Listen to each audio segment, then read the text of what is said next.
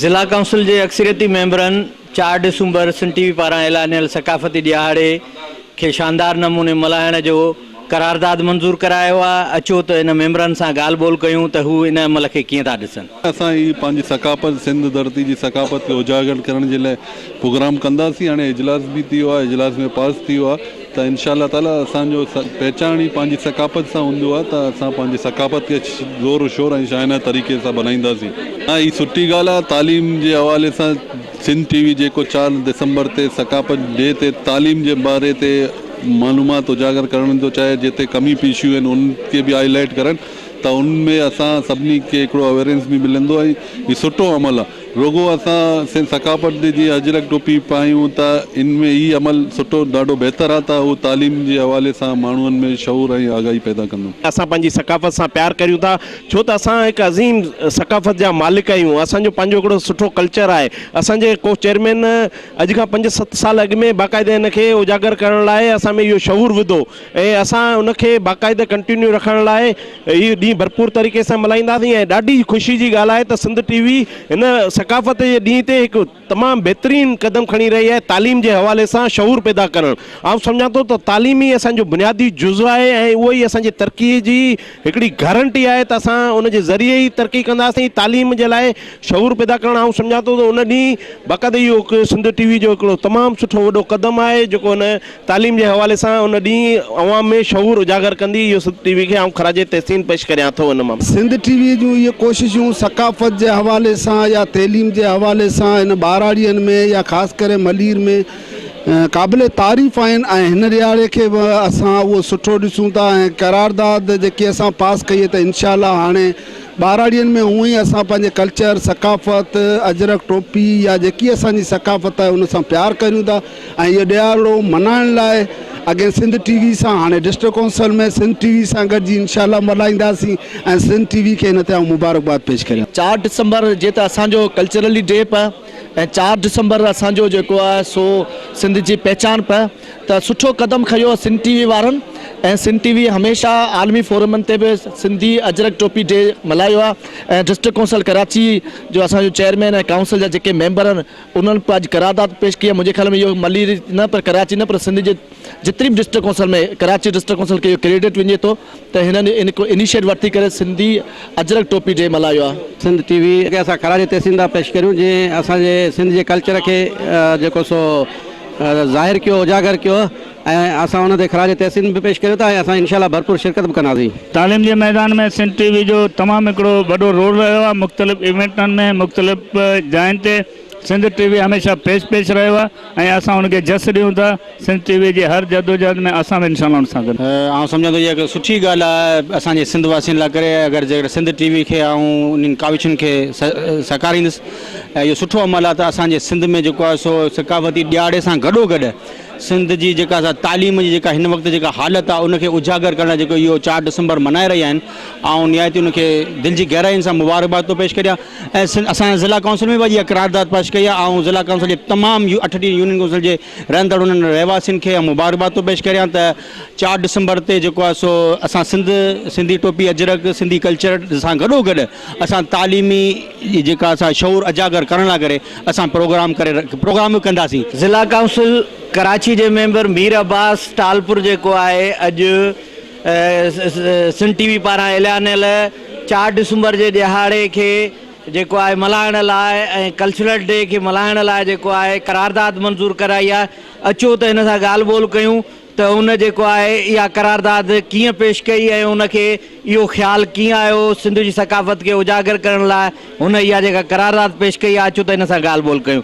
Sindh TV जे कोशिशुनि खे साराहियूं था ऐं हमेशह सिंध टीवी जेको आहे सो हुन में अहम रोल अदा कयो ऐं उनजे करे असांजी सिंध जी सकाफ़त जे जेको ॾींहुं आहे उनखे सॼी दुनिया में हिकिड़ी आलमी शनासाई मिली आहे।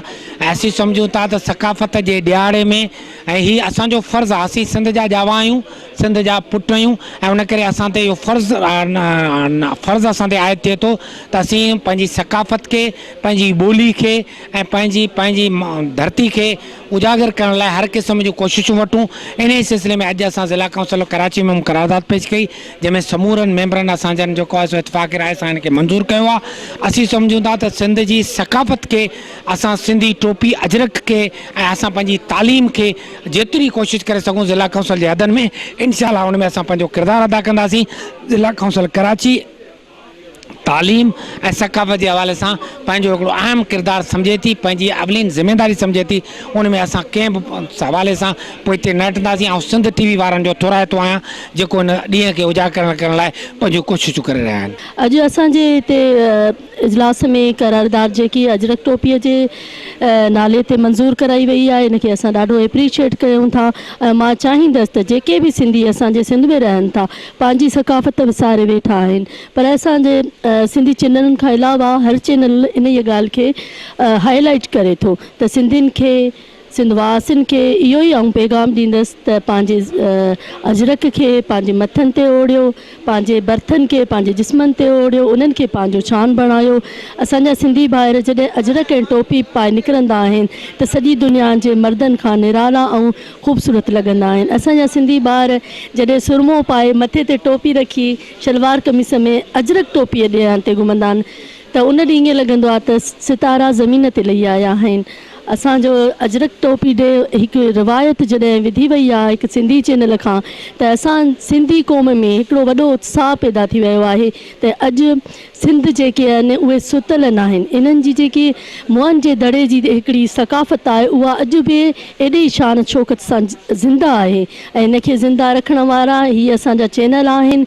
तव्हां आहियो, मां सभिनी सिंधी चैनलनि जी थोराइती आहियां त असांजे हिन सकाफ़त खे, हिननि सकाफ़ती ॾिहाड़नि खे मल्हाइनि था ऐं पंहिंजे चैनलनि ते वॾी कवरेज ॾियनि था। जेकी सिंध जी सकाफ़त आहे उहा जीअं त सॼी दुनिया जी जेकी आहे से क़दीम तरीन तहज़ीब आहे सिंध जी, ऐं जेकी सकाफ़त आहे असांजी उहा सभिनी दुनिया जी सकाफ़तनि खां ख़ूबसूरत आहे। त सिंध TV इनखे मज़ीद जेको आहे से इनखे जेको उजागर कयो आहे। ऐं जेको ही तालीम जे हवाले सां जेको ही ॾहाड़ो पाण मल्हायूं पिया, तालीम तमामु घणी ज़रूरी आहे। ऐं मां इन शइ खे लिंक कंदीसि औरतुनि सां, छो त जेतिरी हिकु औरत आहे जेतिरो सकाफ़त खे, अगरि पंहिंजी सिंधियाणी औरत आहे ऐं जेकी सकाफ़त जेकी तहज़ीब खे उहो ज़िंदा रखियो पियो अचे, अगरि उनखे पंहिंजी नियाणियुनि जी तालीम खे घणो अहमियत ॾियूं, इन नियाणियुनि जी तालीम खे जेको आहे नियाणियुनि खे तालीम ॾियूं, उनखे फ़ैसिला साज़ी में उनखे अॻिते आणियूं त पंहिंजी सकाफ़त न सिर्फ़ु पंहिंजे नियाणियुनि जी तालीम थींदी, पर पंहिंजी जेको सकाफ़त आहे उनखे बि जेको आहे से तालीम जे ज़रिए इन मज़ीद जेको आहे से ज़िंदा रखी। सिंध TV शुरूअ खां वठी सिंधी सकाफ़त खे उजागर करण में तमामु सुठो हिकिड़ो किरदारु अदा कयो आहे ऐं उन किरदार जी जेतिरी बि तारीफ़ कजे उहा तमामु घटि आहे। हिन वक़्तु जेको सकाफ़त जे ॾिहाड़े सां तालीमी मसइलनि खे उजागर करण जो सिलसिलो शुरू कयो वियो आहे, हक़ीक़त में असां चाहियूं था त सॼी सिंध जेका आहे तालीम सां वाबस्ता हुजे।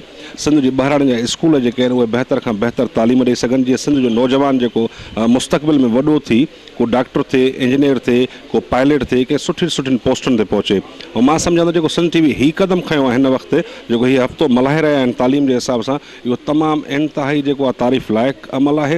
ऐं असां ज़िला काउंसिल में इहा करारदाद जेका पेश कई आहे सिंध TV जे प्रोग्राम जे हवाले सां, असां हुन सां मुकमल तौर ते मुतफ़िक़ आहियूं ऐं असांखे जेतिरो पुॼंदो ज़िला काउंसिल कराची जे तरफ़ां उहो सिंध TV जे हिन पैगाम खे असां कराची जे ॿाहिराड़नि में ऐं उते जे स्कूलनि में, उतां जे शहरनि में, उते माण्हुनि ताईं पहुचाईंदासीं। 4 डिसंबर ते जेको सकाफ़ती ॾियारो मल्हायो वियो आहे वञे थो, उहो असां उन डिस्ट्रिक्ट काउंसिल में जी करारदाद मंज़ूरु कराई आहे ऐं असां ईअं मल्हाइणु चाहियूं था जीअं हिंदू माण्हू ॾियारी ऐं मुस्लमान ईद मल्हाइनि। कुझु हवाले सां असां सिंध TV सां गॾु आहियूं ऐं सिंध TV जूं कोशिशूं रहियूं आहिनि त तइलीम ऐं एजुकेशन खे वाधारो कयो वञे ऐं हर जॻह ॻोठनि में स्कूल क़ाइमु कया वञनि जीअं असांजा सिंधी माण्हू पढ़ी सघनि। सिंध TV न्यूज़ पारां 4 डिसंबर ते सकाफ़ती ॾिहाड़े वारे ऐलान खां पोइ जेको आहे ज़िला काउंसिल कराची उन ॾिहाड़े खे भरपूर नमूने मल्हाइण जो अज़म वर्जायो आहे ऐं उन पंहिंजे अॼु इजलास में जेको आहे करारदाद मंज़ूरु कराई आहे त 4 डिसंबर जे ॾिहाड़े ते सकाफ़ती ॾिहाड़े खे भरपूर नमूने मल्हायो वेंदो। कैमरामैन नबील मीर सां गॾु मीर ज़ुल्फ़कार, सिंध TV न्यूज़, मलीर, कराची।